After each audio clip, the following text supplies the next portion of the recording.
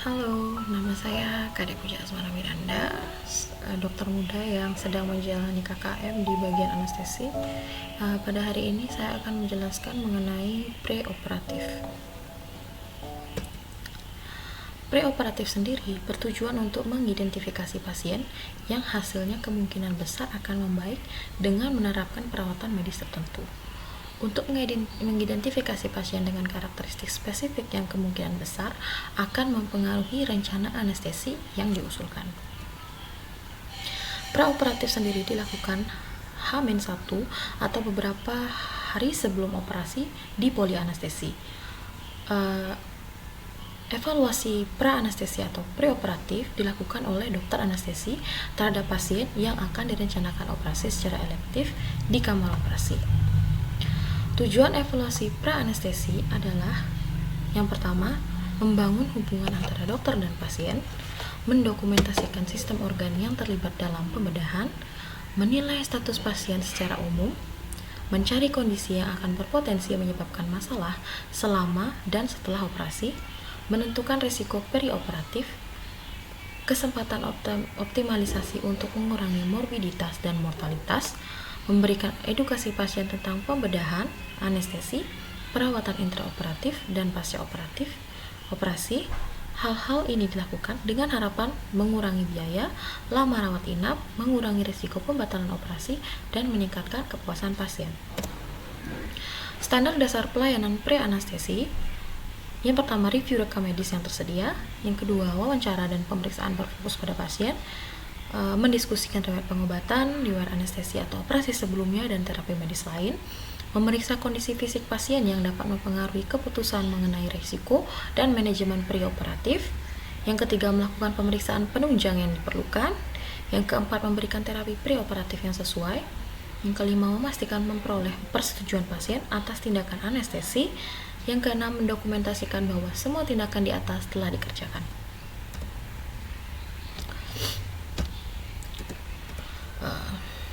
Ini merupakan pekajian pre-anestesi, di mana pekajian pre-anestesi ini dilakukan sebelum melakukan anestesi atau pembiusan pada pasien. Jadi kita melakukan pekajian pre-anestesi terlebih dahulu, di mana ini formnya.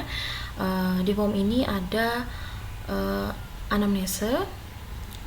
Itu ada anamnese keluhan utama, riwayat penyakit sebelumnya, riwayat penyakit, riwayat operasi, riwayat transfusi, riwayat penyakit keluarga, dan ada juga pemeriksaan fisik dijabarkan di form ini,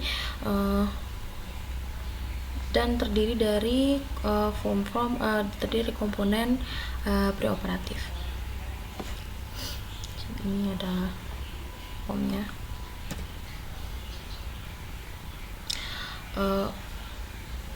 Komponen preoperatif bertujuan untuk memperoleh raport hubungan antara dokter dan pasien, memperoleh riwayat preoperatif seperti riwayat penyakit sekarang atau penyakit lain, kebiasaan khusus, riwayat pengobatan, riwayat anestesi, pembedahan, kehamilan, persalinan, riwayat keluarga, review sistem organ, makan atau minum terakhir.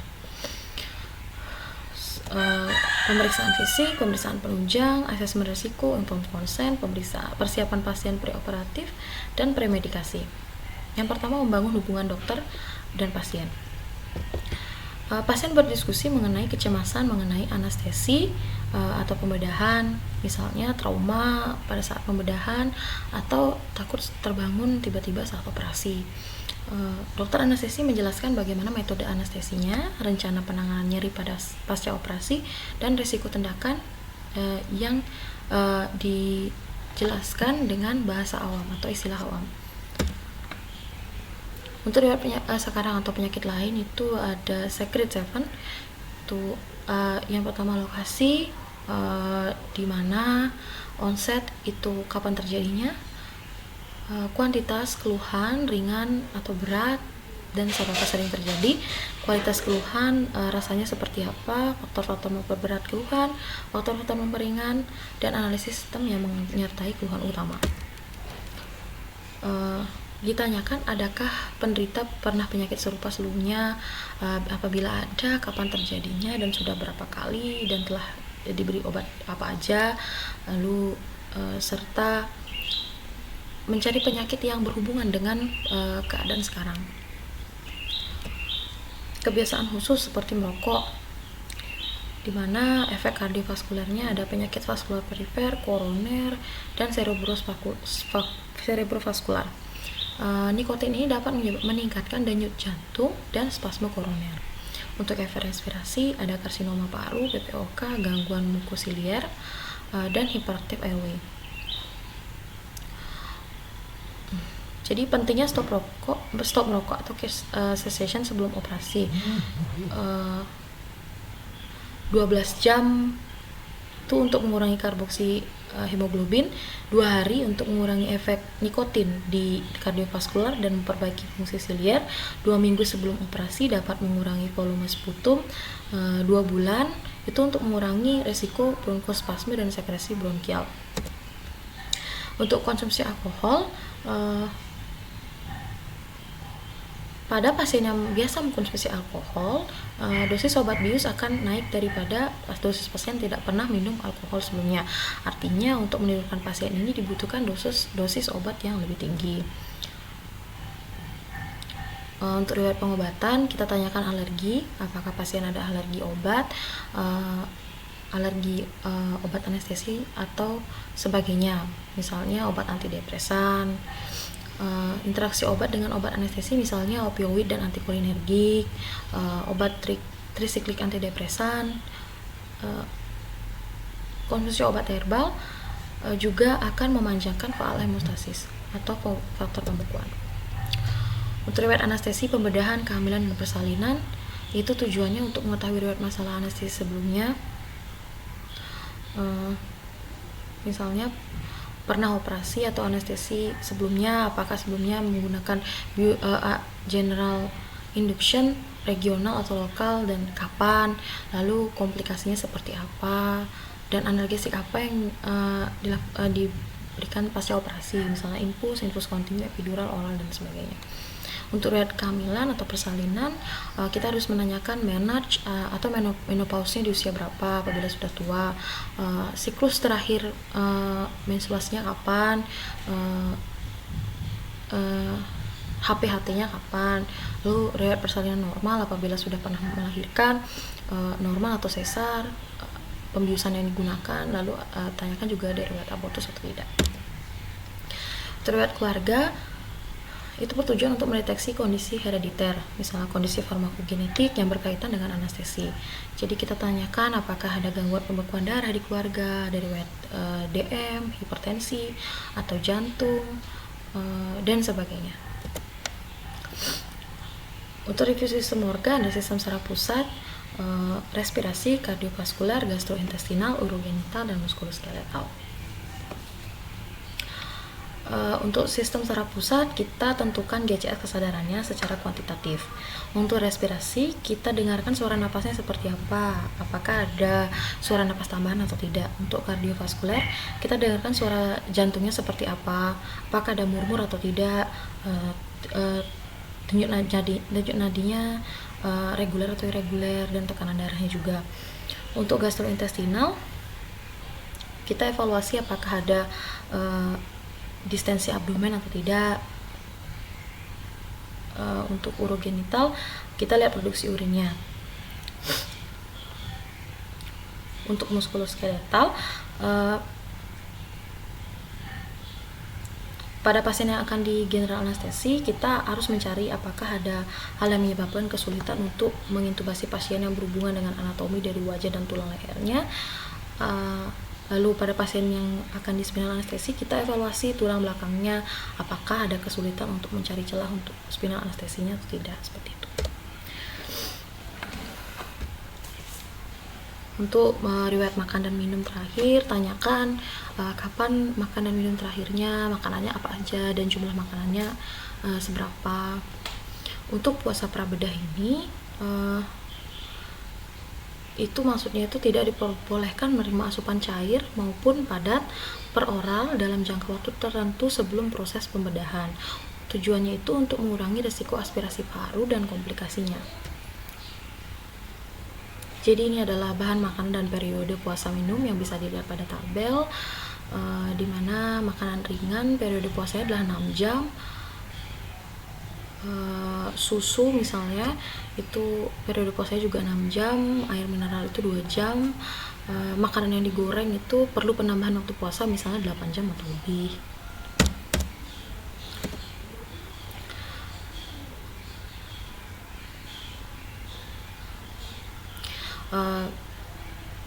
Jika pasien ini tidak puasa, lalu dilakukan general anestesi, jika diintubasi itu ada risiko muntah, sehingga cairan tersebut bisa masuk ke dalam paru dan terjadi aspirasi pneumonia.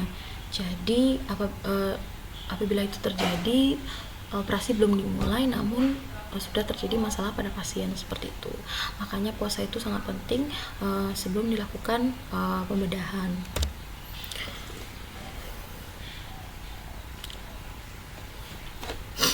Untuk pemeriksaan fisiknya, kita cek vital sign seperti biasa, ada tekanan darah, nadi, respiration rate, suhu, dan nyeri. Untuk ARB kita cek malampati dan kriteria Lemon yang nanti akan dijelaskan di slide berikutnya. Lalu ada jantung dan paru, sistem saraf, sistem lainnya yang terpengaruh akibat penyakit atau riwayat penyakit pasien. Bila ada trauma, cek traumanya. Bila ada kelainan kongenital, cari kelainan kongenitalnya dengan metode faktor. Nah, ini adalah kriteria Lemon. Jadi bisa dilihat Lemon ARB Assessment Method. Jadi L itu look externally. Jadi dilihat ada partial trauma, large tongue, dan sebagainya. Lalu E itu evaluasi 332 rule, nanti akan dijelaskan di slide berikutnya. M malampati score lebih dari 3, O obstruction, N itu neck mobility. Jadi nilainya lebih dari sama dengan 3, itu menandakan adanya kemungkinan kesulitan intubasi. Nah, ini merupakan evaluasi malampati, di mana penilaian ukuran lidah relatif terhadap rongga mulut. Semakin tinggi malampati akan sulit untuk diintubasi. Yang paling sulit itu adalah bila malampatinya 4, dan yang paling mudah ada skornya 1. Jadi cara memeriksanya, mata pemeriksa dan pasien berada pada posisi sama tinggi, posisinya duduk, dan kepala pasiennya netral.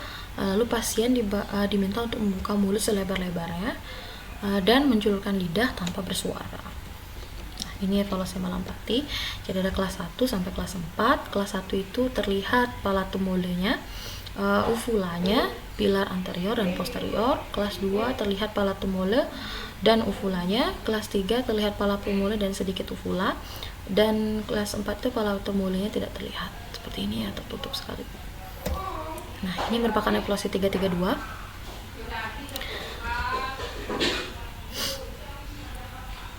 Evaluasi 332, jadi jika evaluasi 332 ini ditemukan lebih pendek, artinya sulit diintubasi. Nah, jika sulit diintubasi, maka kita siapkan alat-alat lain yang dibutuhkan untuk intubasi. Jadi kita sudah mempersiapkan sebelumnya, seperti itu.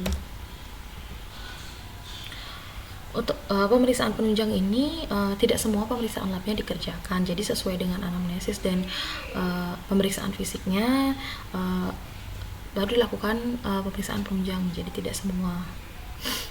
Untuk pemeriksaan penunjang yang dapat dilakukan itu ada pemeriksaan darah tepi, hemoglobin, hematokrit, leukosit, dan PLT, serum glukosa, kreatinin urea, dan elektrolit. Tes fungsi hati, koagulasi, X-ray torak, EKG. Untuk asesmen resiko, diagnosis anestesi untuk memprediksi kejadian yang tidak diinginkan secara non-spesifik, yang dikeluarkan oleh American Society of Anesthesiologists pada tahun 1961, yang diberlakukan pada semua pasien yang akan dikerjakan operasi meskipun tidak mencakup seluruh resiko anestesi seperti usia dan kesulitan intubasi. Ini merupakan ASA kelas, jadi asesmen resiko ASA kelas 1 sampai kelas 6.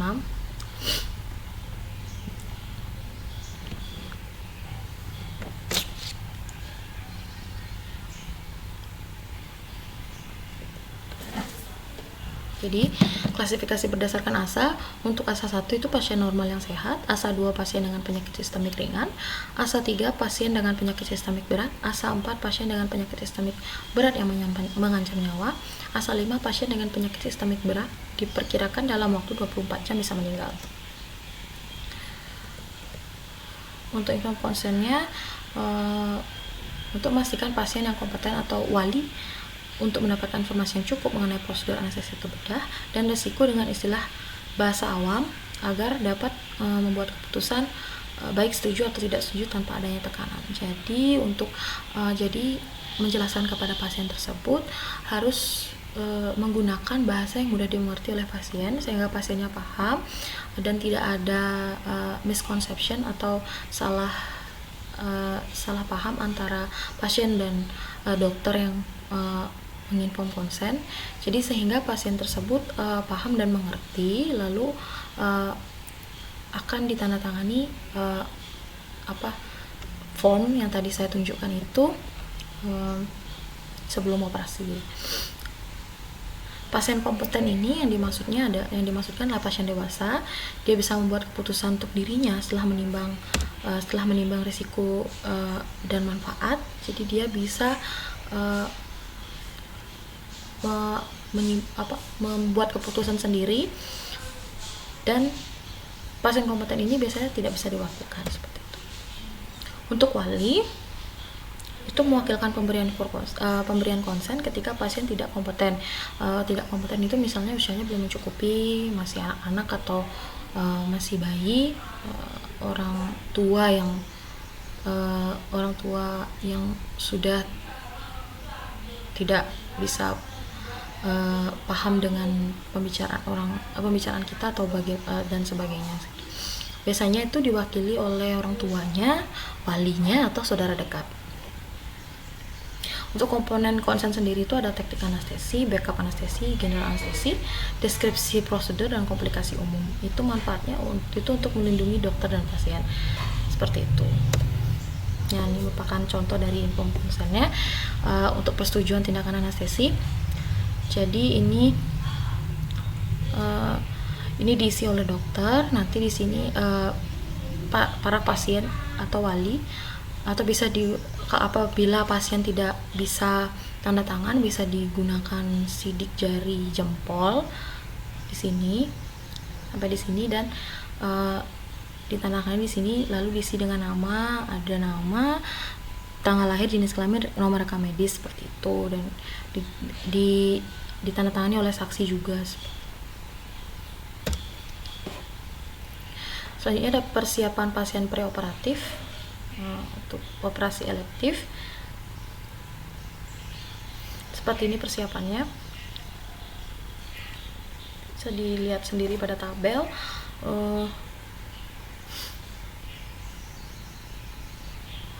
Untuk untuk cairan seperti air, jus, clear tea atau black coffee, tapi bukan minuman alkohol yang di atas 10 ml per kilogram, itu minimal puasanya 2 jam. 2 jam. Ada ASI itu minimal puasanya 4 jam. Ini ada light meal seperti roti, tapi tidak boleh daging dengan lemaknya seperti itu, daging yang berlemak seperti itu, yang digoreng misalnya. Ini puasanya itu 6-8 jam. Jadi untuk lebih jelasnya ada pada tabel seperti ini, bisa dilihat. Untuk operasi emergensi, persiapan pasien operatif. Setelah selesai persiapan pasien preoperatif, maka akan dimasukkan ke ruangan penerimaan di kamar operasi. Jadi dilakukan pemasangan nasogastric tube sebelum induksi anestesi umum seperti itu. Diberikan farmakologikal seperti metoclopramid, simetidin, dan ranitidin. Untuk premedikasinya itu Premedikasi itu adalah pemberian obat-obatan sebelum anestesi untuk mendapatkan kondisi yang diharapkan oleh anestesiologi atau memfasilitasi prosedur anestesi. Tujuannya itu adalah untuk mengurangi kecemasan, mengurangi nyeri, mengurangi kebutuhan obat-obat anestesi, mengurangi sekresi saluran nafas, menyebabkan amnesia agar pasien tidak ingat proses operasi, mengurangi kejadian mual muntah pasca operasi, membantu pengosongan lambung, mengurangi produksi asam lambung, meningkatkan pH asam lambung, mencegah refleks-refleks yang tidak diinginkan. Jadi ini adalah beberapa prosedur dari obat premedikasi. Pemberian obat di periode perioperatif sebelum induksi itu periodenya 1-5 menit pada intravena, 30-60 menit pada intramuskular, dan 60-90 menit pada obat peroral. Yang pertama benzodiazepin, itu contohnya diazepam, lorazepam, atau midazolam. Efeknya ada ansiolisis, itu mengurangi ansietas tanpa menurunkan level kesadaran. Sedasi, menurunkan kesadaran. Amnesia anterograde, hilangnya memori setelah pemberian obat. Yang kedua ada antikolinergik, itu ada atropin, glycopirolat, difenhidramin, dimenhidrinat. Efeknya itu ada antisiologogu untuk mengurangi sekresi saliva. Ini sangat direkomendasikan bila intubasi menggunakan fiber optik atau bila menggunakan ketamin. Lalu mengurangi refleks vagal pada pasien dengan heart rate rendah yang diinduksi propofol. Ada antiemetik, misalnya metoclopramid, ondansetron yang diindikasikan pada pasien dengan skor risiko PO1V tinggi, misalnya pada wanita tidak merokok dengan penggunaan opioid pasca operasi. Ada profilaksis aspirasi, misalnya metoclopramid, natrium sitrat untuk mengurangi volume cairan di gaster. Itu bisa menggunakan metoclopramid. Untuk meningkatkan pH di lambung bisa itu diberikan antasida seperti sodium sitrat. Misalnya ada antihistamin, H1 blocker untuk mencegah reaksi opioid, fentanyl dan morfin, untuk menumpukan respon simpatoadrenal, misalnya respon naiknya nadi dan tensi saat intubasi, yang diindikasikan terutama pada pasien jantung iskemik dan hipertensi. Lalu ada analgesi untuk penanganan nyeri preoperatif, misalnya pasien trauma, artritis, dan sedasi morfin. Baik, sekian penjelasan saya mengenai preoperatif. Terima kasih atas perhatiannya dan semoga bermanfaat. Terima kasih.